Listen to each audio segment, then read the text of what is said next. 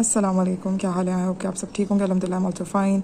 तो बस शैतान है, वो हमारे आसपास भी है और वो मुझे मतलब इतना पंप करता है कि ना मतलब मैं सोचने पर मजबूर हो जाती हूँ कि अल्लाह ताला व्हाई इट ऑल हैपेंड। ठीक है, इट हैपेंड बिकॉज ये हमारे नसीब में लिखा था। अच्छा, मैं आप लोगों को चंद चीज़ें जल्दी जल्दी बताऊँ ताकि इसके बीच में मेरी बेटी भी उठ सकती है, तो मुझे बीच में से उठ के जाना पड़ सकता है कि जो है ना आपने किन बात का ख्याल रखना है जो ख्याल नहीं रखा गया। ठीक है, किसके लिए? जब आपकी बेटी किसी के घर शादी होकर ब्याने जा रही है, मुझे पता है माँ बाप जो है वो बस यही चाहते हैं उनकी बेटी खुश रहे, जैसा भी घर है उसमें बसने की कोशिश करे, चाहे जो भी मसले मसाइल हैं, लेकिन हर चीज़ को निगलेक्ट करके वो बस आगे बढ़ने की कोशिश करे और खुश रहे, आबाद रहे। हर माँ बाप यही चाहते हैं।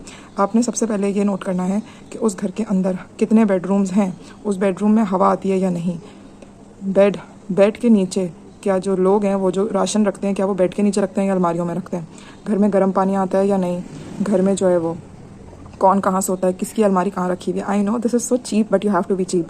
मतलब बातों ही बातों में आप लोग उगलवाएं। उसके अलावा मतलब मासी कितने बजे आती है, सुबह कितने बजे उठते हैं, नाश्ते में क्या खाते हैं, क्या मामला आते हैं, घूमना फिरने का क्या चक्कर है। देखें, पहले पहले तो आप लोगों को सब कुछ बहुत ज़्यादा लवी डवी लगेगा, लेकिन एक्चुअली सब कुछ लवी डवी नहीं होता। ठीक है, सबसे ज़्यादा मुश्किल वक्त तब शुरू होता है जब आपको पता है कि आपके साथ गलत हो रहा है, लेकिन आप उस गलत को बर्दाश्त करने की और सब्र करने की कोशिश करते हो। भाई तो मेरे अभी मतलब मैं किस तरीके से आप लोगों को समझाऊं कि बस जब आप लोगों को ऐसा लगने लगे ना कि जैसे आप लोगों को ससुराल की तरफ से कुछ सेट दिया गया हो और आपके निकाह को 24 घंटे भी ना हुए हैं और आपको ये कह दिया जाए कि हमसे गलती हो गई, हमने गलती से दे दिया, तो यार आप लोग इतने भी अंधे नहीं हो। ठीक है, इट वाज ऑल प्लान। ये बात तो मुझे अब प्रैक्टिकल लाइफ में घुसने के बाद पता चली है कि यार क्या चालाकियाँ होती हैं और क्या चालाकियाँ नहीं होती।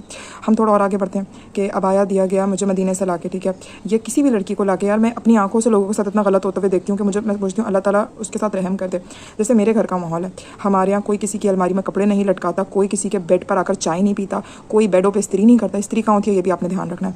उसके अलावा कोई जो है वो किसी की अलमारी में नहीं घुसता, कोई जो है वो अमानत में खयानत नहीं करता, कोई मदीने से आया अबाया जो कि होने वाली बीवी को दिया गया है वो पहन पहन के घूमना, और पहन पहन के भी खुशबू लगा के नहीं घूमना। उस अबाया में से इतनी कुछ स्मेल, मतलब मैं अभी नमाज़ पढ़ी थी, आई स्वेयर, और मैं ये बात सोच रही थी या अल्लाह ये कितनी चीप बातें थी। और अगर हम इन बातों को जाकर सोचें तो दैट इज़ सो चीप ना, बट इट हैपेंड। यार बहुत बहुत मसले होते हैं। किसी के जो है ना कुंडियों का मसला होता है, दरवाजे खुले रहते हैं। यार ये मसला तो मेरे साथ भी होता है। रिसेंटली एक शादी हुई है, वहाँ पर भी यही हुआ है कि दरवाजे कुंडियों का मसला, और मैं उसके लिए सिर्फ दुआ करी थी अल्लाह उस बच्ची की ज़िंदगी पर तू रहम कर दे, आमीन। उसके अलावा आगे जाकर ये होता है कि अगर आप जो है वो हम बहुत आगे बढ़ जाते हैं। ठीक है, कि ये कहना लड़की के घर वालों से हर चीज़ में पैसों का मुतालबा करना कि बच्चा भी हो रहा है तो आपने देना है, हर बात पर रोना शो डालना, हर बात पर यह कहना कि हमारे पास पैसे नहीं है, हर बात पर यह कहना रोना डालना, और जैसे ही जो है वो बहू अपने मायके जाए तो भर भर कर घर को चेंज कर देना। अगर उस घर में कोई कुंवारी नंद है तो सबसे पहले दूध में से मक्खी की तरह निकाल कर उसको घर से बाहर फेंकें, क्योंकि सबसे ज़्यादा घर में कांड उसी ने फैलाना है। और दूसरी बात ये कि घर में नंदे होनी ही नहीं चाहिए। जो नंदे आके घरों में रहती हैं और बसती हैं ना, फिर उस घर में भाभियों की कोई भी जगह नहीं होती। ठीक है, मैंने कल एक बात एक्सपीरियंस करी। हमारे घर में शादी चल रही है तो मैंने अपनी आंटी से पूछा, मैं रिश्ता नहीं बता सकती, तो मैंने बोला कि आपकी बेटी आकर क्यों नहीं रुकी, तो उन्होंने बोला कि एक्चुअली जो उसका बच्चा है ना वो बहुत रोता है। एंड एक बहू के साथ ऐसा हो चुका है कि उसकी नंद के बच्चा आकर इतना, कोई अल्लाह मुझे माफ़ करे, अल्लाह मुझे बहुत बहुत माफ़ कर दे आमीन, इतना रोता था कि रातों की नींदें हमारी हराम हो जाया करती थी और रात को उठ के जाना पड़ता था, क्योंकि अगर हम नहीं जाएँ तो उस पर भी मुसीबत और जाएँ तो उस पर भी मुसीबत। तो बस मुसीबत ही मुसीबत है, कुछ लोगों के नसीब में मुसीबतें लिखी होती हैं। अच्छा, मेरी ज़िंदगी में कुछ टाइम के बाद दानिन की पैदाइश के बाद कुछ पहाड़ टूटे एंड आई सेड कि यार दफ़ा करो, कुछ नहीं होता। उसके बाद दोबारा टूटे। मैंने उस वक्त में रहने की अपने आप को आदी बना लिया। आज मेरी शादी को अल्हम्दुलिल्लाह काफ़ी टाइम हो गया, तो वापस से पहाड़ टूटा, मैंने वापस से अपने आप को उस चीज़ का आदी बना लिया। And I said okay Allah Taala it's written for me and it is okay now. जो चेंजेस होते हैं ना ज़िंदगी के, मुझे वो चेंजेस नहीं पसंद, और वो एंड बिलीव यू मी, मैं अल्लाह ताला से ये दुआ करूँगी कि क्योंकि मैं उस चेंज को बर्दाश्त नहीं कर सकती। और मैं ज़िंदगी में पहली बार जिस चीज़ के लिए इतना रोई हूँ, तरसी हूँ, तड़पी हूँ, बिल्की हूँ, पागल हुई हूँ, मैं कह रही हूँ अल्लाह ताला ना हो ये।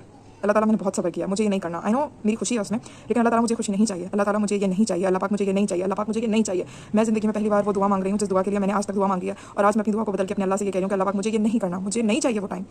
ठीक है, जिस टाइम अगर हमारे साथ ये हो रहा है ना, इनकी बेटियों के साथ जब ऐसा होगा ना, उनको अपने शौहर के बगैर रहना पड़ेगा। So they will know 110% how to live without husband with a 2 months old। 1.5 महीने की थी फातिल। ठीक है, और दानी 15 दिन की थी।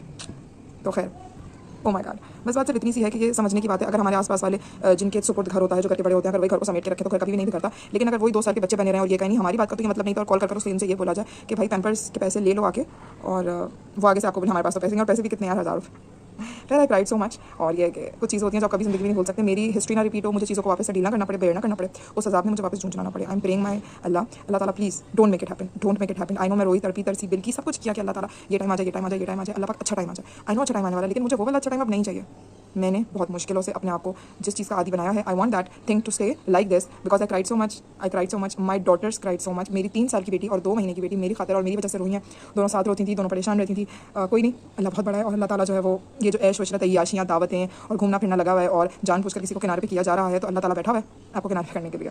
तो जी बहुत अच्छा लगा, इतना अच्छा लगा मुझे आप लोगों से बात करके कि मैं बयान नहीं कर सकती। और पूरी नमाज़ में मेरे लिए नमाज़ पढ़ना दुश्वार हो गया कि यार मैं बात कर लूँ, मैं कुछ आके बोल लूँ, मैं कुछ आके कह लूँ। किसी ने मुझे याद किया। अस्तगफिरुल्लाह। चलें जी, अब हम करते हैं वीडियो को एंड। वीडियो पसंद आएगा चैनल को सब्सक्राइब करना बिल्कुल नहीं भूलिएगा। मुझे बहुत मज़ा आया और मुझे लगा मेरा सारा बोझ निकल गया बोल के। अल्हम्दुलिल्लाह अल्हम्दुलिल्लाह अल्हम्दुलिल्लाह। अल्लाह पाक हमारे माँ बाप को ज़िंदगी सेहत तंदुरुस्ती दे, हमारे चाहने वालों को ज़िंदगी सेहत तंदुरुस्ती दे, जो हमारे लिए बहुत अच्छा सोचते हैं और जो हमारे लिए बुरा सोचते हैं, अल्लाह पाक उनको हमसे इतना दूर कर दे, चाहे वो हमारे बराबर में बैठे हों तभी उनको हमसे दूर कर दे। आमीन या रब्बल आलमीन। तो जी अपना ख्याल रखिएगा, दुआ में याद रखिएगा। अल्लाह हाफ़िज़।